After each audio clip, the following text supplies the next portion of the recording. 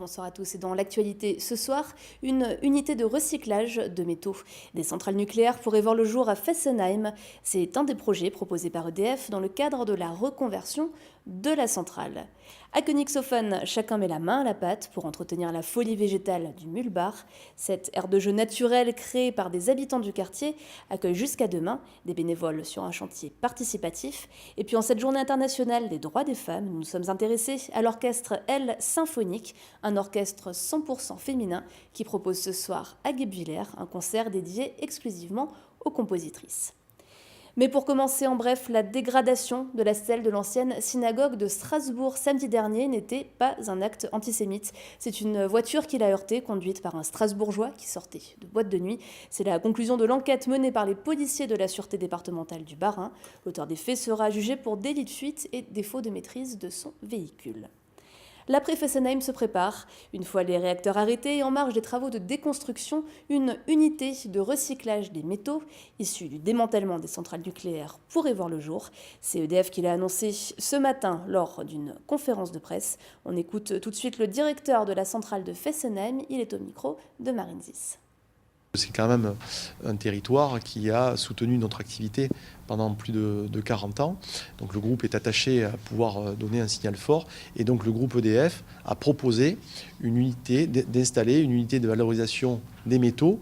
Alors pas sur le site actuel de la centrale de Fessenheim, puisqu'encore une fois, je vous dis, il y aura des activités industrielles et on ne peut pas rajouter une autre activité à la déconstruction. Par contre, sur des terrains que l'on a, qui sont adjacents à la centrale, au nord, on pourra très bien installer, comme d'ailleurs on a proposé d'installer une usine photovoltaïque, de panneaux photovoltaïques, et on pourra aussi rajouter une unité de valorisation des métaux. Alors ces métaux, ils sont issus des centrales nucléaires, c'est par exemple des gros composants comme les générateurs de vapeur, qu'on se propose, comme on le fait dans notre filiale Cyclife en Suède, de finalement réduire par fusion pour pouvoir finalement éliminer la partie qui concentre le maximum de radioactivité. Et dans ce cadre-là, il y a certaines contraintes qui doivent être levées, notamment réglementaires, où on souhaite bénéficier de la réglementation européenne, comme en Allemagne, qui définit finalement un seuil de radioactivité en dessous duquel on considère que ce n'est pas un déchet radioactif. Voilà, et donc on peut réutiliser, faire du recyclage des métaux si finalement ces métaux ont une très très légère radioactivité. Le réacteur numéro 1 de la centrale de Fessenheim doit être arrêté dans un an, en mars 2020, le numéro 2 quelques mois plus tard. Comment sécuriser les déplacements des femmes en ville la nuit? Dans les bus de Strasbourg, elles pourront prochainement expérimenter l'arrêt à la demande après 22 heures. Plus d'explications tout de suite avec Alain Fontanel, premier adjoint au maire de Strasbourg et président de la CTS. Il est au micro de Fanny Kunz. Le harcèlement dans la rue, les femmes en sont les premières victimes, et notamment le soir.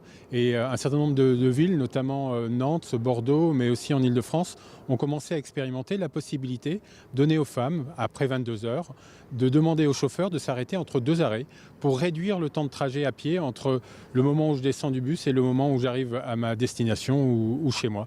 Ça permet de réduire l'insécurité et de réduire le harcèlement de rue pour les femmes. Et donc on va d'ici quelques semaines expérimenter ce dispositif, le droit de s'arrêter entre deux arrêts pour les femmes le soir à partir de 22 heures sur la ligne 14 qui va du Neuhof au centre-ville. Après, nous l'étendrons, et en particulier bien sûr aux e-bus qui sont les bus de nuit. Et transports en commun toujours. D'ici la fin d'année, des bus électriques circuleront entre la gare de Strasbourg et le Parlement européen. Des bus fabriqués en Alsace à Reichshofen et Angenbieten par Alstom. Fanny Kunz.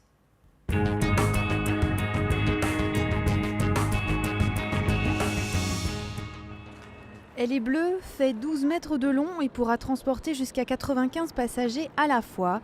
Son petit nom, Aptis. C'est la nouvelle navette qui reliera bientôt la gare centrale au Parlement européen en 12 minutes. Aptis est un bus 100% électrique et s'inscrit dans une démarche pour l'amélioration de la qualité de l'air du territoire. On voit bien que nos concitoyens sont très attentifs à la qualité du climat, ils ont raison de l'être. Et ce bus apporte une innovation tout à fait remarquable dans ce qui est la qualité de l'air, je veux dire à travers son mode de propulsion qui est électrique.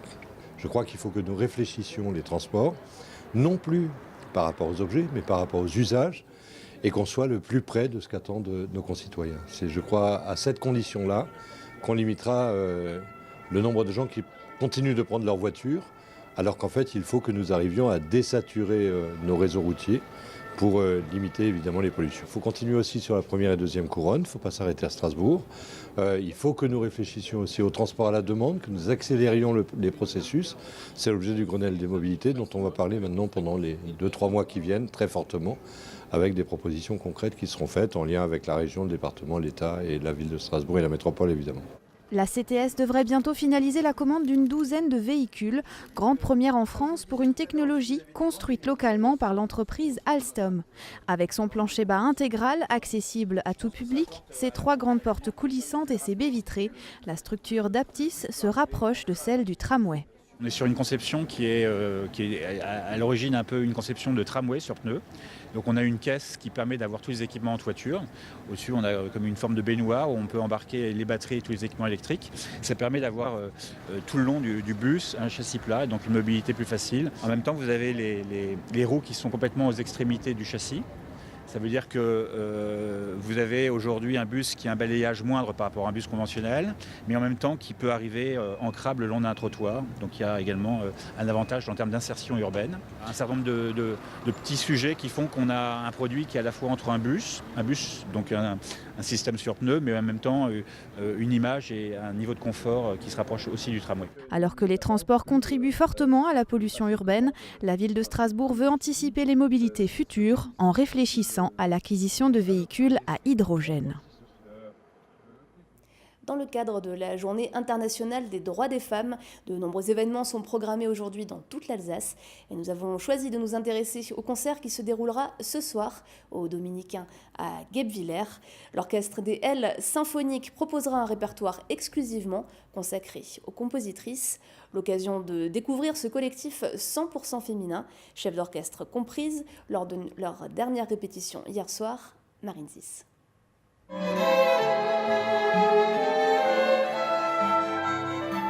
Alors que les musiciennes ont aujourd'hui encore du mal à intégrer certains orchestres de renommée, ici, elles ont toute leur place.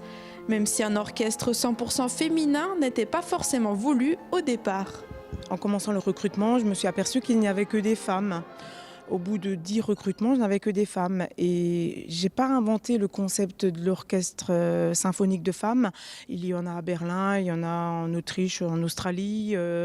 Mais le fait d'avoir que des femmes, je me suis dit, allez, on va essayer. Et puis ça a fonctionné. Mais alors, quelle différence y a-t-il entre un orchestre exclusivement féminin et un orchestre mixte ? Il n'y a peut-être pas de différence entre une manière de jouer d'homme ou de femme. Il y en a peut-être qui disent des fois ça, mais moi je trouve pas. On peut penser qu'entre femmes, on s'entend pas forcément bien ou on se prend le chou. Et c'est pas du tout le cas avec les L. Il y a une super ambiance. Après, je crois que pour tout musicien, c'est une fierté de pouvoir jouer et d'être en orchestre. Donc quel qu'il soit féminin ou multisexe, il n'y a aucun souci tant qu'on fait de la musique.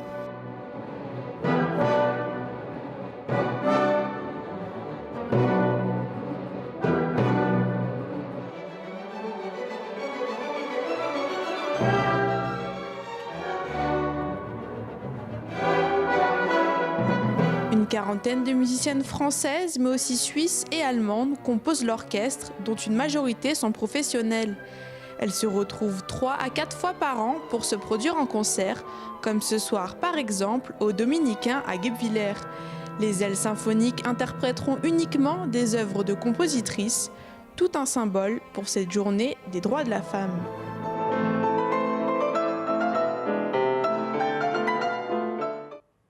Ça pousse aux Folies végétales du Mühlbach, créée il y a quelques années par l'association Evive d'Alsace. Cette aire ludique de Königshofen a besoin d'un peu d'entretien. Des bénévoles se retrouvent donc depuis ce matin sur le chantier. Ça se passe jusqu'à demain. Adeline Piron.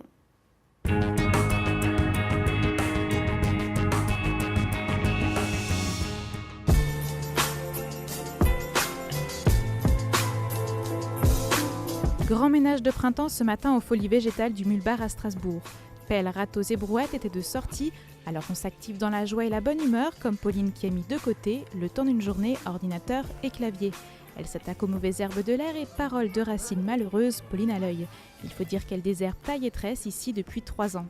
L'année dernière, j'avais participé au plessage qui était ici. Là, c'est vraiment quelque chose que j'avais trouvé vraiment très chouette. Et puis après, c'est vraiment une ambiance que j'apprécie. Ça fait vraiment du bien d'être dehors, de désherber des choses. Et voilà, on rencontre plein de gens avec qui on peut discuter. C'est sous les conseils avisés de Jacques de Temple que les bénévoles effectuent les travaux.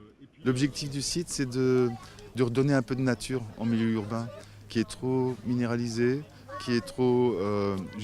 chaque espace est exploité, surexploité, géré, surgéré.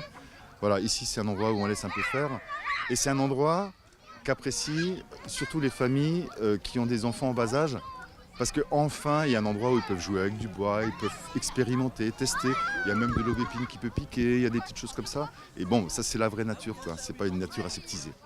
Alors oui, dans ce parc, on se pique, mais surtout, on s'amuse. C'est le cas de Mariam, Samy et Mouad. Je suis venue regarder la nature. Et là-bas, là où il y a beaucoup de bois, j'ai trouvé un escargot. On aime bien découvrir les insectes, on aime bien construire les haies. Les élèves de l'école Éléonore participent à un projet environnemental. De retour dans leur cours de récré, ils créeront une zone refuge pour la biodiversité et une haie, à l'image de celle des folies végétales du Mulbar, relève assurée.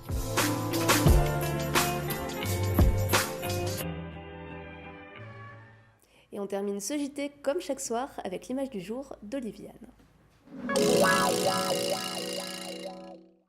En cette journée des droits des femmes, le réseau Mampreneur publie plusieurs chiffres intéressants. On apprend que les femmes ne représentent que 27,3% des dirigeants d'entreprises en France, contre 72,7% d'hommes, ou encore que 40% tout de même des entreprises individuelles ont été créées par des femmes en 2015. C'est dans le sud-ouest, mais aussi dans le Grand Est, que la part des femmes est la plus importante que la moyenne nationale. Mampreneur est la contraction de maman et entrepreneur, et près de 4000 femmes chefs d'entreprise en sont membres. Le réseau possède 2 antennes en Alsace.